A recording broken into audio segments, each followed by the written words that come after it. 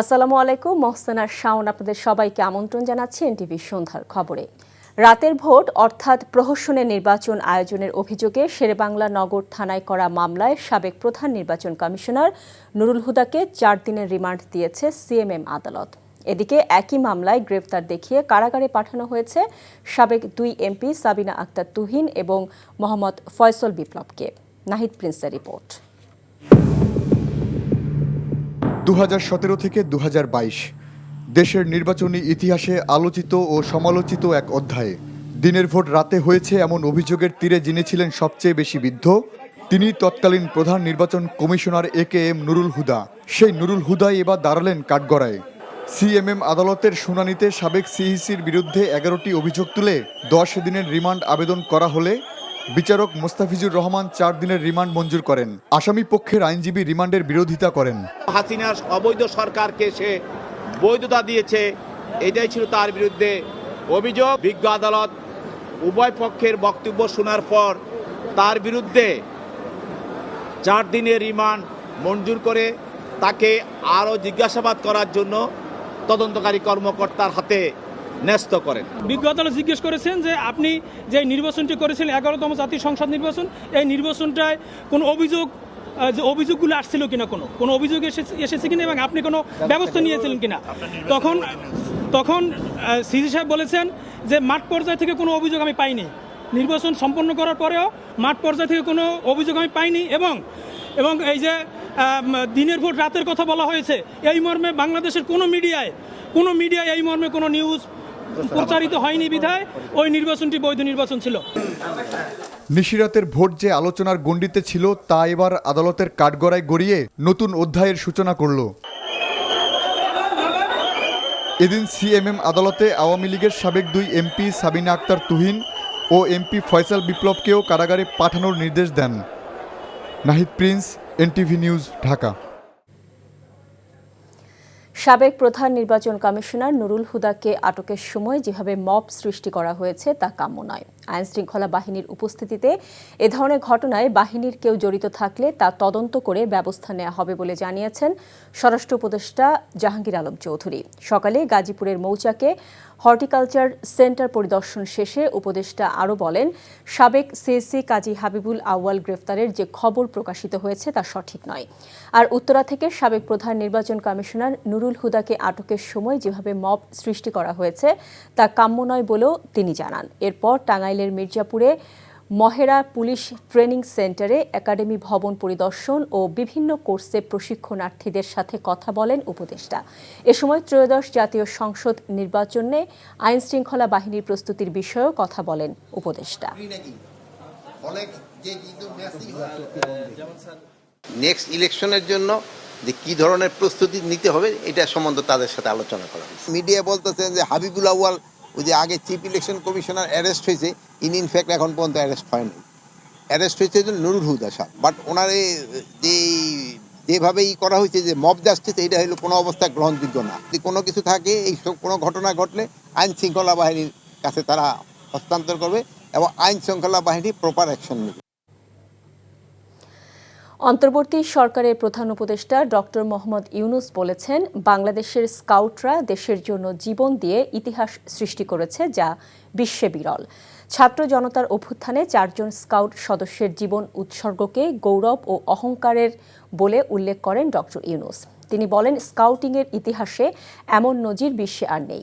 রাজধানীতে প্রধান উপদেষ্টার কার্যালয়ে বাংলাদেশ স্কাউটসের দেশব্যাপী আয়োজিত কাপ কার্নিভালের উদ্বোধন ও শাপলা কাপ অ্যাওয়ার্ড বিতরণ অনুষ্ঠানে তিনি এসব কথা বলেন। প্রধান উপদেষ্টা বলেন, বিশ্ব ও নিজেকে আবিষ্কারের সুযোগ তৈরি করে স্কাউটসের কার্যক্রম।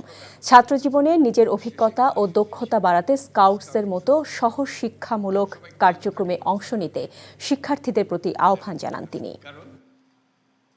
এটাতে সবাই মজা পায়। জায়গা ছিল তখনও কলোনি হয়নি। 4 জন স্কাউট আত্মাহুতি দিল দেশের জন্য, দেশের মানুষের জন্য, নতুন বাংলাদেশ সৃষ্টি করার জন্য। সেটা দিয়েই এই ইতিহাসের সৃষ্টি। স্কাউটিংয়ের ইতিহাসে এরকম নজির আর কোথাও নাই। বাংলাদেশের স্কাউটরা ইতিহাস সৃষ্টি করেছে বলে আমরা সারা বিশ্বের পক্ষ থেকে তাদেরকে অভিনন্দন জানাচ্ছি। সবাই মিলে আমরা একটা হাততালি দিই তাদের জন্য।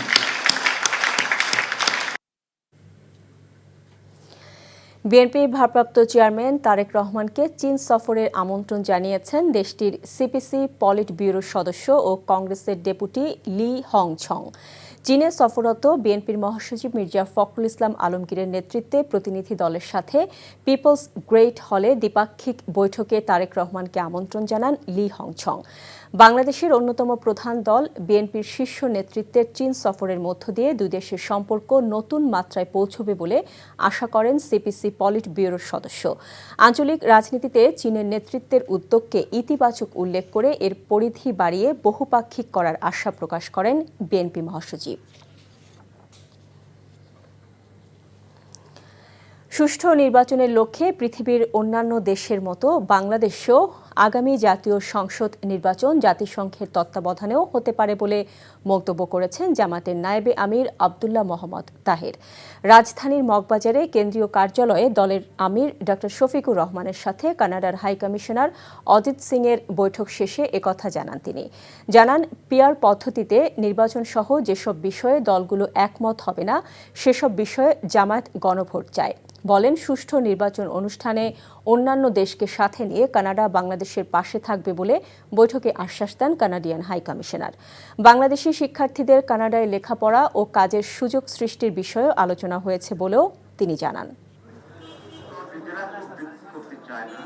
পৃথিবীর বিভিন্ন দেশে যে উদাহরণটি আছে, যেই জাতিসংঘের অধীনে সুপারভিশনে নির্বাচন হওয়া, under the government of Bangladesh supervision would be by UN. এটা আমরা তাদেরকে বলেছি যে আমরা ওইটা অ্যাকসেপ্ট করতে রাজি আছি for the sake of the very fair election, এবং অন্যরা এখানে এটাকে সিরিয়াসলি নিয়েছে এবং সবটা মিলিয়ে আমরা একটি সুষ্ঠু নির্বাচনের জন্য যে পরিবেশ দরকার সেটাকে নিশ্চিত করার জন্য বাংলাদেশের সাথে আমরা কাজ করব। 2018 সালের জাতীয় নির্বাচনে শতভাগ ভোট পড়েছে এমন কেন্দ্রের সংশ্লিষ্ট কর্মকর্তাদের খুঁজছে দুর্নীতি দমন কমিশন। ভোট কারচুপির সাথে জড়িত এসব ব্যক্তিদের তথ্য পেতে নির্বাচন কমিশনে চিঠি পাঠিয়েছে সংস্থাটি। একই সঙ্গে ক্ষমতার অপব্যবহার করে 2014 এবং 2024 নির্বাচনে প্রভাব বিস্তারকারীদের দুদক খুঁজছে বলেও জানানো হয়। রাজধানীর দুদক কার্যালয়ে এক সংবাদ সম্মেলনে এসব কথা জানান সংস্থাটির মহাপরিচালক আক্তার হোসেন। ইতিমধ্যে বেশ কিছু কর্মকর্তার নথিপত্র হাতে পেয়েছে সংস্থাটি। একই সঙ্গে এই ভোটে অনিয়মের সঙ্গে জড়িতদের অবৈধ সম্পদও খুঁজছে দুদক। দুদকের অভিযোগে বলা হয়, শেখ হাসিনার নেতৃত্বে দলের সাধারণ সম্পাদক ওবায়দুল কাদেরের সার্বিক ব্যবস্থাপনায় আওয়ামী লীগের বিভিন্ন স্তরের নেতাকর্মীদের সহায়তায় রাতের ভোট বাস্তবায়ন করা হয়। ইতিমধ্যে 2018 সালের নির্বাচনে সিএসির দায়িত্ব পালনকারী KM নুরুল হুদাকে গ্রেফতার করেছে পুলিশ। এদিকে ইসলামী ব্যাংক থেকে 1000 কোটি টাকার বেশি আত্মসাতের অভিযোগে দুদকের মামলায় ব্যাংকটির সাবেক এমডি মনিরুল মাওলাকে আদালতের মাধ্যমে জেল হাজতে পাঠানো হয়েছে বলে জানান দুদক মহাপরিচালক। ইতিমধ্যে আমাদের একটি অনুসন্ধান চলমান রয়েছে। সেই অনুসন্ধান সংক্রান্তে অনুসন্ধান দল রেকর্ডপত্র সংগ্রহের জন্য অধিযাচনপত্র প্রেরণ করেছেন এবং অনেক ক্ষেত্রে তারা কিছু কিছু রেকর্ডপত্র পেয়েছেন। ইসলামী ব্যাংকের যেই অর্থ আত্মসাতের প্রায় 1092 কোটি টাকা আত্মসাতের জন্য যে মামলা রুজু হয়েছিল, সেই মামলা তিনি একজন আসামি ছিলেন। সেই মামলা সংক্রান্তেই তাকে গ্রেপ্তার দেখানো হয়েছে এবং তিনি এখন তাকে বিজ্ঞ আদালতে সুপর্দ করা হয়েছে। টানা 39 দিন অবরুদ্ধ থাকার পর আজ থেকে খুলেছে ঢাকা দক্ষিণ সিটির নগর ভবন। চালু হয়েছে সকল জরুরি সেবা। প্রায় 1.5 মাস পর নগর ভবনে এসেছেন কর্মকর্তা কর্মচারীরা। দীর্ঘদিন পর জরুরি কাজ সম্পন্ন করতে পেরে খুশি সেবা প্রত্যাশীরা। তবে এদিন বন্ধ ছিল প্রকৌশল বিভাগ। অনেক কর্মকর্তা কর্মচারীকে নগর ভবন থেকে জোরপূর্বক বের করে দেওয়ার অভিযোগও আছে ইশরাকের সমর্থকদের বিরুদ্ধে। নাজিবুর রহমানের রিপোর্ট। প্রায় 1.5 মাস তালাবদ্ধ নগর ভবনে ফিরেছে কর্মচাঞ্চল্য। ইশরাকের আন্দোলনে দীর্ঘদিন বন্ধ থাকা দক্ষিণ সিটির প্রধান কার্যালয়ে শুরু হয়েছে সেবা কার্যক্রম। জন্ম নিবন্ধন, ট্রেড লাইসেন্স, রাজস্ব আদায় সহ সকল গুরুত্বপূর্ণ সেবা পাচ্ছেন নগরবাসী। এতে স্বস্তিতে সবাই। আমি যে কাজে এসেছিলাম, আমি কাজ করে স্বস্তি পাচ্ছি, তবে একটু খালি খালি। আমরা সবাই এতদিন খুব ভোগান্তি পেয়েছি, এখন আমরা খুবই খুশি। আমরা অনেক আশা নিয়ে এখানে আসছিলাম, যে একটা স্বস্তি হয়তো কিছু কাজ আমরা করতে পারবো, কিন্তু দেখলাম যে মোটামুটি আমি 4টা কাজ দিয়ে এখানে আসছি। কিন্তু দুঃখ হলেও সত্যজনক যে এই কথাটা আমরা কারো কোনো অফিসার এখানে পাইলাম না। তবে আন্দোলনকারীদের চাওয়ায় বন্ধ ছিল প্রকৌশল বিভাগ। সকাল থেকে খণ্ড খণ্ড মিছিল করে ইশরাকপন্থীরা। পরে প্রকৌশল বিভাগের কর্মকর্তাদের কক্ষে তালা ঝুলিয়ে দেন তারা। অফিসে আসতে পারছেন না প্রশাসকও। এমন পরিস্থিতি দ্রুত স্বাভাবিক হওয়ার আশা করছেন প্রধান নির্বাহী কর্মকর্তা। কিছু তো ব্যাহত হচ্ছে, কাজ হবেই। তো সেটা কিভাবে ওভারকাম করা যায়, আমরা যেমন গত 38 দিনে বিভিন্নভাবে ওভারকাম করেছি, অনুরূপভাবে এখনও আমরা যে গতকালকে খুললো, আজকে চলছে, হয়তো এটা কয়েকদিন বিকল্প পদ্ধতিতে আমাদের চালাতে হবে। একসময় সব কিছু স্বাভাবিক হয়ে যায়, টাইম উইলসে। আমি তো নিরাপত্তাহীনতা বলতে কিছু বুঝি না। এখন যদি কেউ ব্যক্তিগতভাবে কোনো থ্রেটের মধ্যে পড়ে যেয়ে থাকে, তার অ্যাক্টিভিটিস যদি অতীতে ওরকম হয়ে থাকে, সেটা লাইবিলিটিস তার অফিস নেবে না। ইশরাক হোসেনের আন্দোলনে সেবা ব্যাহতের পাশাপাশি রাজস্ব আদায়ও কমেছে ঢাকা দক্ষিণ সিটি কর্পোরেশনের। এসব বিষয় দ্রুত কাটিয়ে ওঠার কথা বলছেন ঊর্ধ্বতন কর্মকর্তারা। Najibur Rahman, NTV news, Dhaka. ডাকসু নির্বাচন আয়োজনে তোড়জোড় শুরু করেছে ঢাকা বিশ্ববিদ্যালয় প্রশাসন। এরই মধ্যে গঠন করা হয়েছে 10 সদস্যের নির্বাচন কমিশন। এমন উদ্যোগকে কয়েকটি সংগঠন স্বাগত জানালেও প্রশাসনের সক্ষমতা নিয়ে প্রশ্ন তুলছে ছাত্রদল সহ বামপন্থী দলগুলো। এতে ডাকসু নির্বাচন নিয়ে কিছুটা সংশয় দেখা দিয়েছে। তবে উপাচার্য বলছেন, গ্রহণযোগ্য নির্বাচন আয়োজনে প্রস্তুত প্রশাসন। আয়নাল আহমেদের ক্যামেরায় নূর হোসেনের রিপোর্ট। 52-র ভাষা আন্দোলন, 69-এর গণ অভ্যুত্থান, 71-এ স্বাধীন বাংলাদেশের পতাকা উত্তোলন, 90-এ স্বৈরাচার বিরোধী আন্দোলন, এ জাতির সংগ্রামের প্রতিটি পরতে লেখা আছে ঢাকা বিশ্ববিদ্যালয় কেন্দ্রীয় ছাত্র সংসদ ডাকসুর গৌরব গাথা। ক্ষমতাসীনদের জবরদস্তিতে 90 পরবর্তী অচলায়তন ভেঙে 2019 সালে হওয়া ডাকসু নির্বাচনও শিক্ষার্থীদের প্রত্যাশা পূরণে ব্যর্থ হয়। শিক্ষার্থীদের দাবি আমলে নিয়ে গঠনতন্ত্রে কিছু পরিবর্তন এনে এবার নির্বাচন কমিশন গঠন করেছে বিশ্ববিদ্যালয় প্রশাসন। প্রশাসনের এমন উদ্যোগকে স্বাগত জানিয়েছে বেশ কয়েকটি ছাত্র সংগঠন। ভোটার তালিকা হালনাগাদ এবং তফসিল ঘোষণা, এটি দ্রুত বাস্তবায়নের মাধ্যমে অনানুষ্ঠানিক যেই ডেডলাইন ঘোষণা করা হয়েছে যে 31 জুলাইয়ের ভেতরে ডাকসু নির্বাচন বাস্তবায়ন করা সম্ভব, আমরা মনে করি যে দ্রুত সময়ের ভেতরে এবং এই ডেডলাইনের ভেতরে যাতে ডাকসু নির্বাচন অনুষ্ঠিত হয় এটা নিশ্চিত করা বিশ্ববিদ্যালয় প্রশাসন এবং এই কমিশনের দায়িত্ব। যারা এই বক্তব্যটা দিচ্ছেন যে বিশ্ববিদ্যালয় প্রশাসনের সক্ষমতা নাই, বিশ্ববিদ্যালয়ে ডাকসু নির্বাচনের পরিবেশ নাই, নিরাপত্তা নাই, বিভিন্ন জায়গায় ছাত্রলীগ আওয়ামী লীগের দোসররা আছে, তারা কিন্তু আসলে জেগে জেগে ঘুমাচ্ছেন। আমি তাদের উদ্দেশ্যে বলবো যে এইটা শুধু বিশ্ববিদ্যালয় প্রশাসনের দায়িত্ব না, এটা ছাত্রদের দায়িত্ব, নির্বাচিত ছাত্র প্রতিনিধিদের দায়িত্ব, সবাই মিলে এই প্রবলেমগুলো সলভ করা। তবে বিশ্ববিদ্যালয়ের সার্বিক নিরাপত্তা নিশ্চিতে প্রশাসন ব্যর্থ অভিযোগ করে ডাকসু আয়োজনে প্রশাসনের সক্ষমতা নিয়ে প্রশ্ন তুলছে ছাত্রদল সহ বামপন্থী সংগঠনগুলো। ডাকসুকে কেন্দ্র করে কোনো গোষ্ঠী যাতে বিশেষ উদ্দেশ্য হাসিল করার জন্য বিশ্ববিদ্যালয় ক্যাম্পাস সহ বাংলাদেশকে অরাজক পরিস্থিতির দিকে ঠেলে না দেয়। আমরা মনে করি, আমি ইতিমধ্যেই বলেছি, বাংলাদেশ জাতীয়তাবাদী ছাত্রদল বাংলাদেশের একটি বৃহত্তর ছাত্র সংগঠন। সেই সংগঠন সবসময় শিক্ষার্থীদের সেন্টিমেন্টকে ধারণ করে যেমন রাজনীতি করে, একই সাথে শিক্ষার্থী বান্ধব পরিবেশ নিশ্চিত থাকুক সে ব্যাপারে বিশ্ববিদ্যালয় প্রশাসনকে সবসময় সহযোগিতা করে আসছে, ভবিষ্যতেও করবে এবং বর্তমান করে যাচ্ছে। প্রতিটা ক্ষেত্রেই প্রশাসন কিন্তু নিরাপত্তা বিধানে সর্বোচ্চ ব্যর্থ হয়েছে। ডাকসু হলে নানান রকম দেশি বিদেশি মহল, নানান কুচক্রী মহল কিন্তু নানান রকম ষড়যন্ত্রমুখর পরিস্থিতি সৃষ্টি করবে।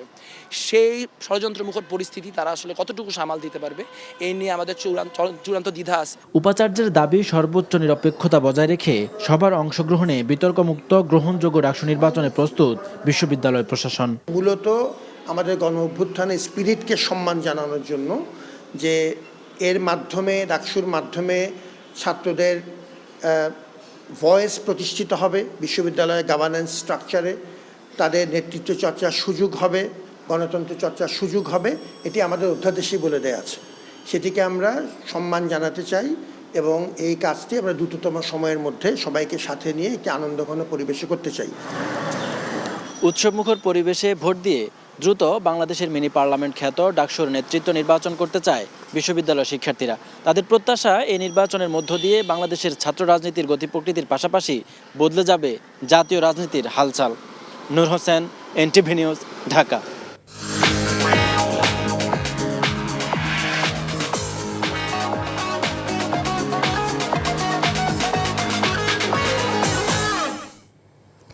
মার্কেন্টাইল ব্যাংক অর্থনীতির খবর।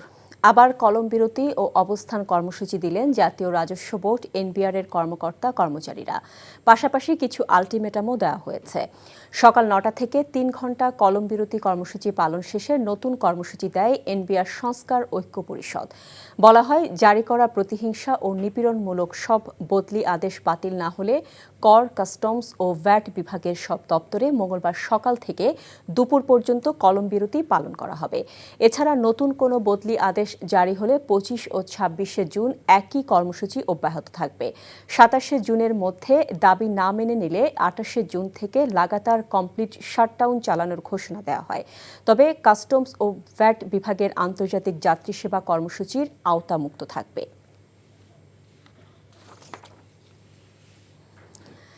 সর্বশেষ ২৪ ঘণ্টায় দেশে করোনা ভাইরাসে আক্রান্ত হয়ে ৩ জন এবং ডেঙ্গুতে আক্রান্ত হয়ে ২ জনের মৃত্যু হয়েছে। করোনায় আক্রান্ত হয়ে মারা যাওয়া ২ জন চট্টগ্রাম বিভাগের, আরেকজন ঢাকা বিভাগের। স্বাস্থ্য অধিদপ্তরের বিজ্ঞপ্তিতে এসব তথ্য জানানো হয়েছে। বলা হয়, নতুন করে করোনা আক্রান্ত ১৯ জন সহ এবছরের জানুয়ারি থেকে এখন পর্যন্ত করোনায় আক্রান্ত হয়েছে ৪৫২ জন। এদিকে গত ২৪ ঘণ্টায় এবছরের সবচেয়ে বেশি ডেঙ্গু আক্রান্ত রোগী শনাক্ত হয়েছে। স্বাস্থ্য অধিদপ্তরের আরেক বিজ্ঞপ্তিতে বলা হয়, আক্রান্ত ব্যক্তিদের অধিকাংশই ঢাকার বাইরে। এবছর বরিশাল বিভাগের সবচেয়ে বেশি রোগী শনাক্ত হয়েছে বলেও জানানো হয়। কোরবানি পশুর চামড়া সংগ্রহ এবং বাজারজাতকরণের মূল সমস্যা এ সম্পর্কিত সঠিক তথ্যের অভাব। এমনটি উঠে এসেছে বাংলাদেশের চামড়া সরবরাহ চেইন, কাঁচা চামড়ার মান ও মূল্য নিশ্চিতকরণ শীর্ষক গবেষণা প্রতিবেদনে। চামড়া সংক্রান্ত গবেষণা ও বিনিয়োগ বাড়ানোর জন্য সরকারি উদ্যোগ বাড়ানোর সুপারিশও করা হয়েছে ট্যানার্স অ্যাসোসিয়েশন ও সিপিডির এই প্রতিবেদনে। নজরানা চৌধুরী রিপোর্ট। সরকারি হিসেবে ২০২৫ সালের কোরবানি ঈদে পশু কোরবানি দেয়া হয়েছে ৯১,৩৬,০০০-এরও বেশি। সিপিডির সাথে যৌথভাবে ট্যানারি অ্যাসোসিয়েশন পরিচালিত গবেষণা প্রতিবেদনে দাবি করা হয়েছে যে এই সংখ্যা সঠিক নয়। কি পরিমাণ কোরবানি আসলে হচ্ছে, যে তথ্য দেয়া হচ্ছে ৯১ লক্ষ, এই সমস্ত তথ্য আসলেই সঠিক নয়। এর থেকে অনেক কম পরিমাণ কোরবানি হচ্ছে। জাতীয় পর্যায়ে একটি তারা যাতে সেন্সাস বা শুমারি করেন, গবাদি পশুর এই শুমারিটি অত্যধিক গুরুত্বপূর্ণ হয়ে দাঁড়িয়েছে।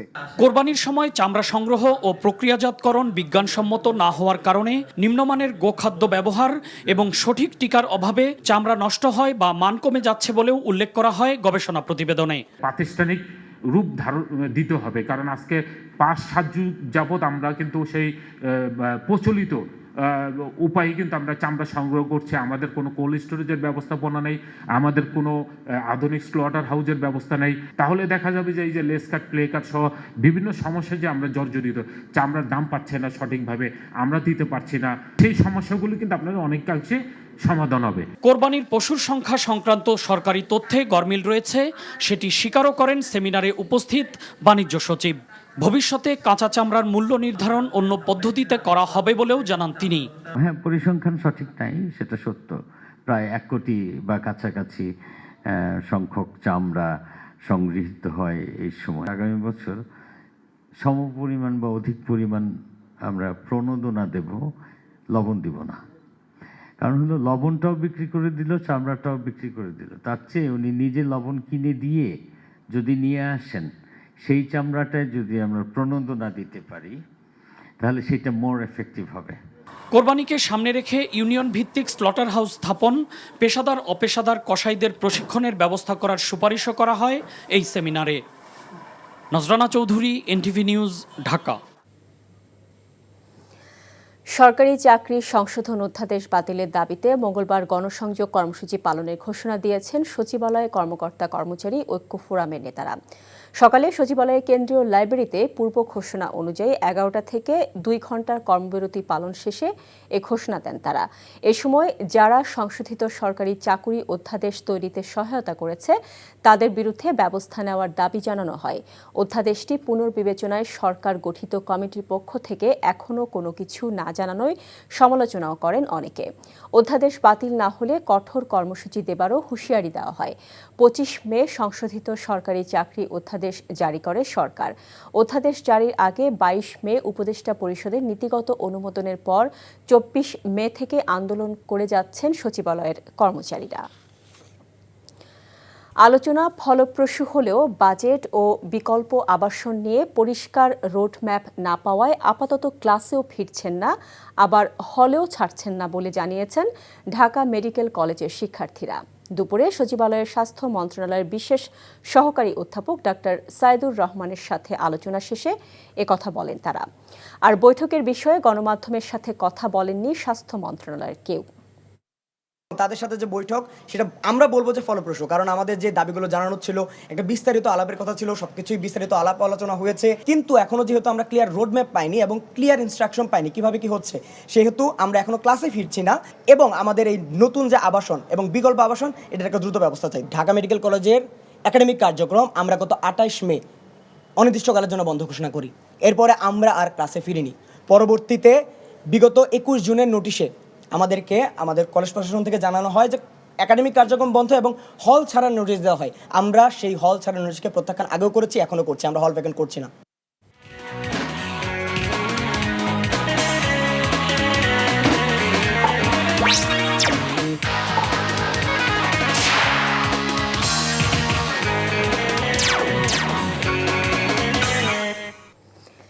ইস্পাহানি প্রিমিয়ামটি খেলার খবর।